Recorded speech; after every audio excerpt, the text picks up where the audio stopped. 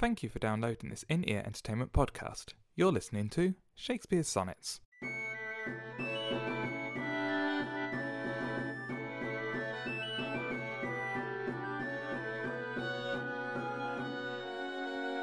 Sonnet 55.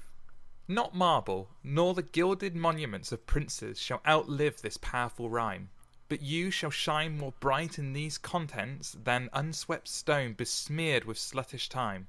When wasteful war shall statues overturn, and broils root out of the work of masonry, nor Mars his sword, nor war's quick fire shall burn the living record of your memory. Gainst death and all-oblivious enmity shall you pace forth, your praise shall still find room even in the eyes of all posterity, that wear this world out the ending doom. So, till the judgment that yourself arise, you live in this, and dwell in lovers' eyes. That was Sonnet 54 of Shakespeare's Sonnets. I'm Mark Chatterley. 55. No! That was Sonnet 55. You heard Thierry, and he was very kind to put his hand up, which I thought he was doing some sort of virtual high five thing or a dance, and it didn't work. 55, sorry. And I am joined by. Well, you've just mentioned me, Thierry Hayles. Thierry Hayles, who seems overly glad I made that mistake, I have to say. It's just a weird. It's the first time we screwed up the number on. Oh, damn it. I've had a few problems with the Roman numbers on the site that I use, but yeah, it's the first time we. Mine actually has Arabic numbers, and yeah, I just read. I should just read them on Wikipedia as well. It does make sense. It's good. Wikipedia's good. I don't trust Wikipedia enough. It's even if I read an information on Wikipedia, I look for the source and then I go read the source, because sometimes you click on the source and that's not actually in there. So you don't trust it to go, "Gainst death and all obvious enmity shall you pace forth. Bill Walden is a big wanker." Oh, I don't remember that being in the sonnet. Well, as I don't know if you've seen that. I can't even remember why. I think I was reading up on the merger of Glamorgan and Newport. Okay. And because I was wondering what the name was. For some reason I never actually read what the name was, and I went on Wikipedia.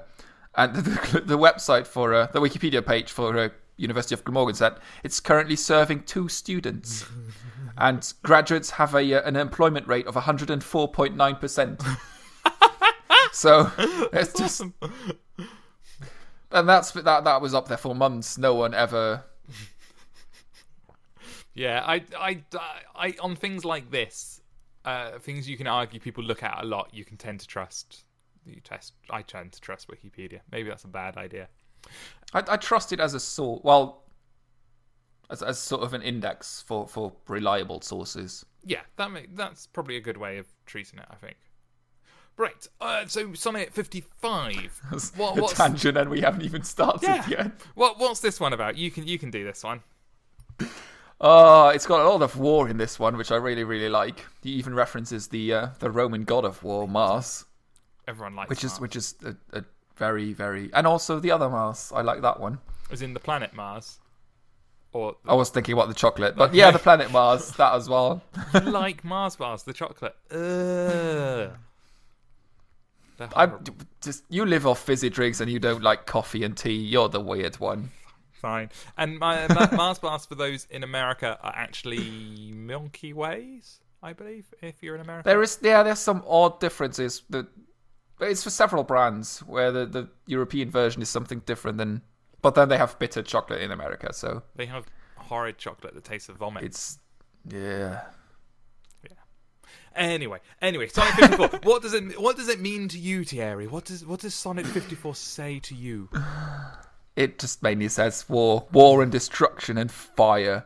Actually, the line that really stuck out for me was "No Mars his sword, no war's quick fire shall burn the living record of your memory," which, I mean, even in Shakespeare's time, he would have known about the big fire of the libraries of, was it Alexandria? No, I'm screwing it up now. In Egypt. What was the library called that they burned down? I don't. But yeah, they had, which at the time had pretty much all the records of the human knowledge that they had at the time of the Western world, and that burned down. and a lot of knowledge was lost. It was a mistake not to have at least one fire extinguisher in that building. Well, they didn't have that yet. That's their own. That's. Oh, I'm gonna look. I think it was Alexander. It just and quite often libraries are the first thing that get destroyed in wars. That's quite sad. I like libraries. Well, because it is. Libraries are the collection of knowledge of a country and the culture. Yes. And if you want to destroy a country, that's one of the first things you go for, apart from the bridges and killing people and the destroying the headquarters of the military. Sort of libraries are high priority targets, I guess. High priority, even though I think they're protected under the UN. It's now a war crime to destroy libraries. I didn't know that. It's good to know. I saw a talk about that a while ago, where libraries are protected institutions that it's sort of like shooting someone down, and that soldiers down that are jumping out of planes with parachutes. You're not allowed to shoot them until they've actually landed on the ground. So, okay, you're not allowed. If soldiers jump out of a plane and invading your country, it's a war crime to shoot them while they're still in the air. Okay, that's because you're just shooting at innocent. Well, not innocent, but yeah, it's war. You're just shooting targets. Yeah, but even war has. I mean, then they don't always get respected. The laws. That's what sort of war is. But even within war, there's. Well, that's what war crimes are. That's why you get in front of a tribunal of human rights. Okay. That's what The Hague is for. Yeah. People who. So why wouldn't you just strap all your parachutists onto so they had a big fan on them so they never landed? And they kept themselves aloft. So they were power gliders. I mean, that's... Yeah, but at some point you would hit the ground. That's what gravity does. Yeah.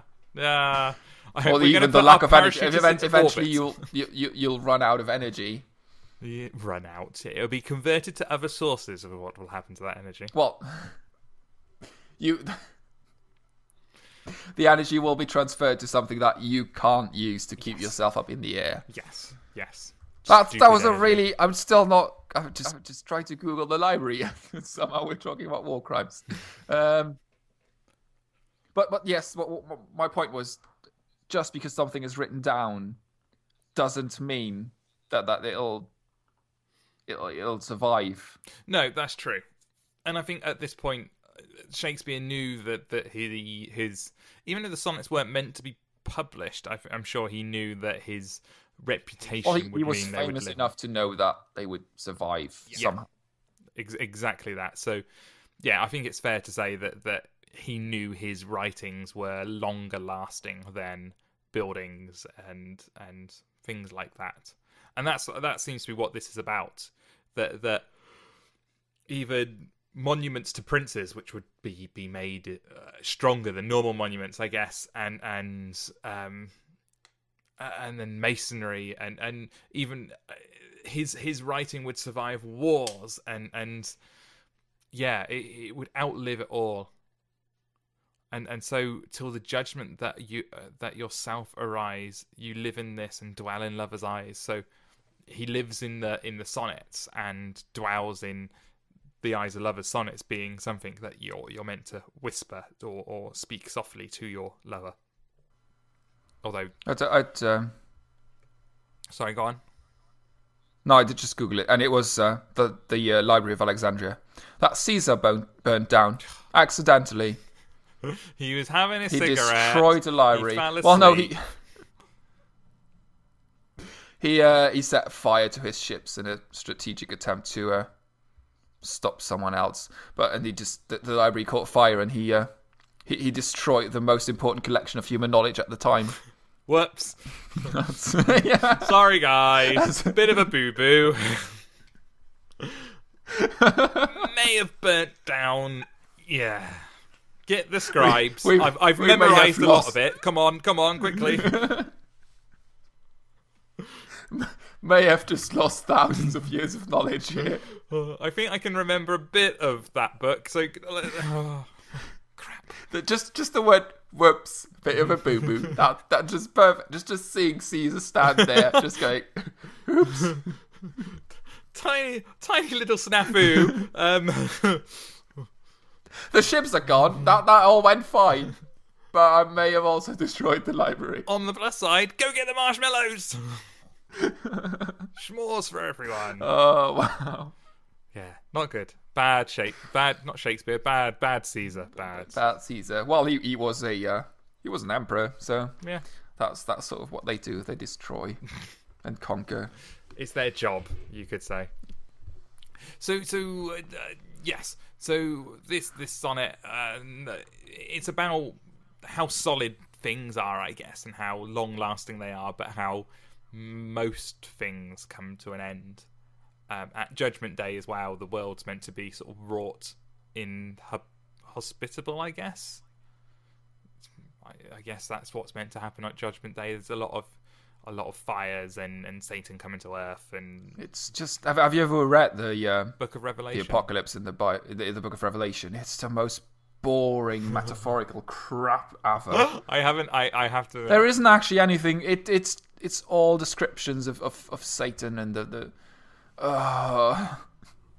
Because I had to read it because religious country. I had religious education, and then that was just one of the chapters we had to read. And I can't remember, 14, 15. And it was, the Book of Revelation. Finally, there's going to be a good chapter in the Bible, and it's the most disappointing read. And doesn't it describe like giant wasps with stings? It just describes the whole how human because the good Christians are already in heaven. They go to heaven like a while before that. I don't think they do, And actually. I believe in it's a false reading that they go to heaven first. I believe it's the test of their faith. They have to live 7 years in this hell world before the rapture happens, and only 144,000 people get raptured. Isn't that Jehovah's Witnesses? The 144,000. Maybe. I don't think so, though. I think it comes from the Because Bible. the 144,000 were the Jehovah's Witnesses, because you are one of the 144,000 if you're a git missionary, is that the word? And you convert a lot of people, but by doing that, you are also bringing in more people who will want to be part of the 144,000. Sounds like a faulty system. That does. It's we're going to upset people now, but have you ever seen a religion that is not a faulty system? That's sort of what differentiates religion from science, because when science finds a fault in its theories, it tries to come up with a new theory and Yes. forget about the old one. Whereas religion just sort of navigates around it, or just completely ignores it and pretends it isn't there. That's true. That is. I think it's probably best for us to avoid Religious topics, but yeah. But it's just because it is a very heated argument, and I don't want to upset people. If they want to believe in fairy tales when they're an adult, they can do that. I'm not going to stand in their way. But yeah, I mean, all I'm saying is religion doesn't change. No. That's sort of the whole point of religion. The ideas just stay the same. They might sort of push some back, like stoning your daughter when she Stoning your kids when they misbehave. does something.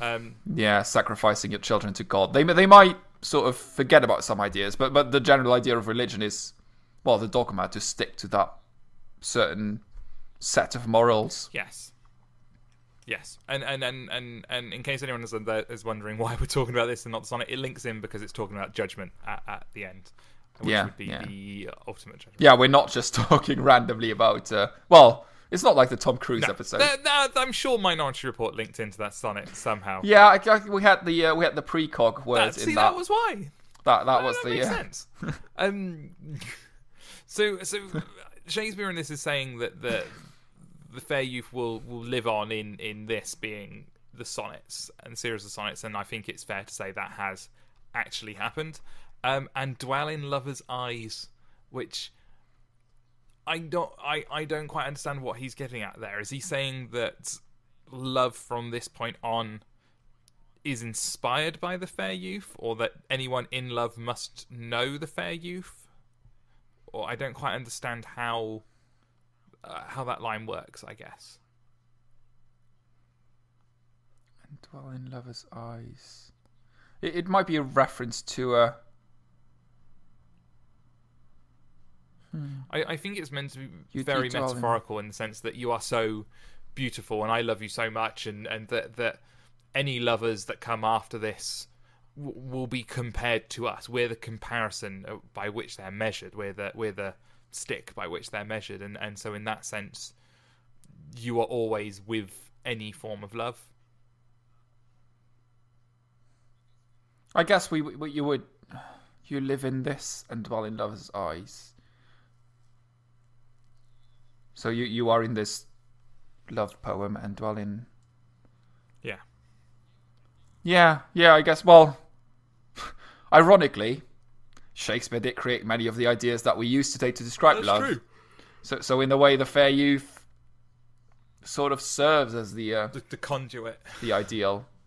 Yeah. A lot of our phrases about love do come from Shakespeare's writing. So yeah, in that sense, that anything that inspired Shakespeare inspires Which is quite an achievement. I mean, I've written the odd poem for someone, but yeah, to completely change an entire language so people use your description of a person to talk about their own love for someone else. It's quite an impressive achievement. Wow. As achievements go. I can see why Shakespeare is still considered important after 400 years. I'm warming up to the guy. You're getting it. 55 sonnets in, and you're going, this poet might have something about him. It's just...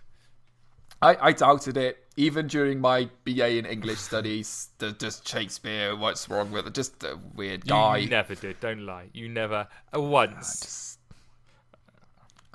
Yeah. Oh dear. So there's a lot of nice imagery in this one. Like you say, it's got the Mars imagery, it's got the war imagery, and burning and masonry falling, and it's all kind of apocalyptic imagery of the idea that the countryside and the environment is falling apart, and that a constant in that, be them alive at that moment or not, is the fair youth's beauty. It's like a constant around which everything else is changing.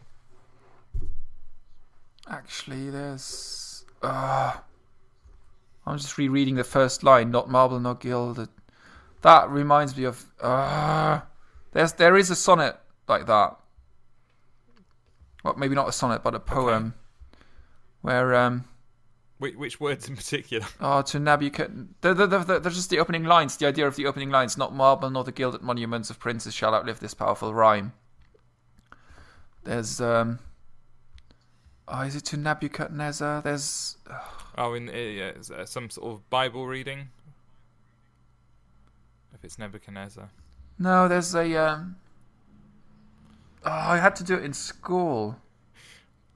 But he describes the monument that's fallen down. That's just basically, it's just ruins now due to an earthquake or invasion or war or whatever. Okay. And he just sort of, he talks about the king who built up that monument to himself and to his people, and just nothing remains apart from the words that he wrote now describing that fallen monument. I can't. It's gone.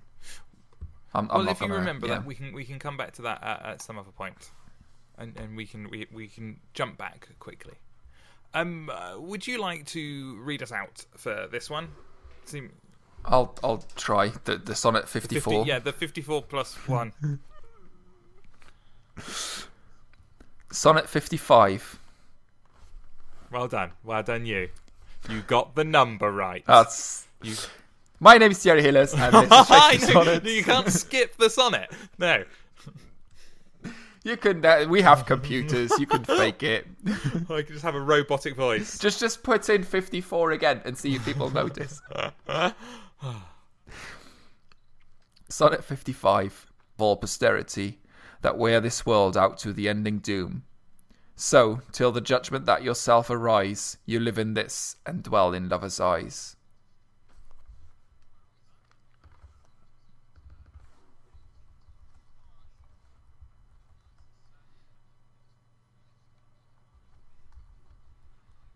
Gainst death and all-oblivious enmity shall you pace forth, your praise shall still find room, even in the eyes of all posterity, that wear this world out to the ending doom.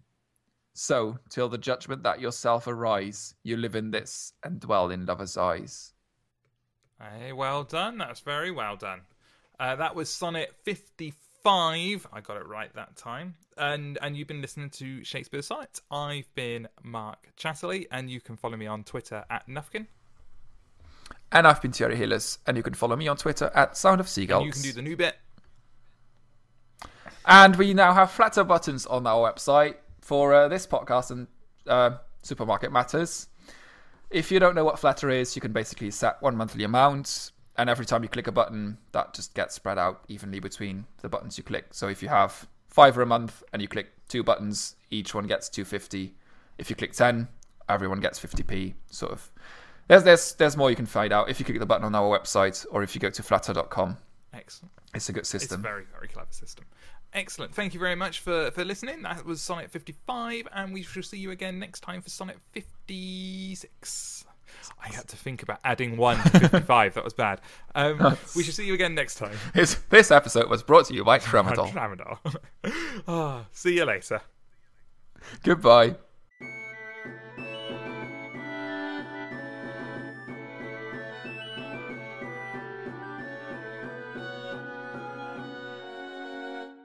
You've been listening to Shakespeare Sonnets with Mark Chatterley and Thierry Hillis. This has been an In-Ear Entertainment podcast. To listen to other podcasts or find out more about In-Ear Entertainment, go to www.inearentertainment.com.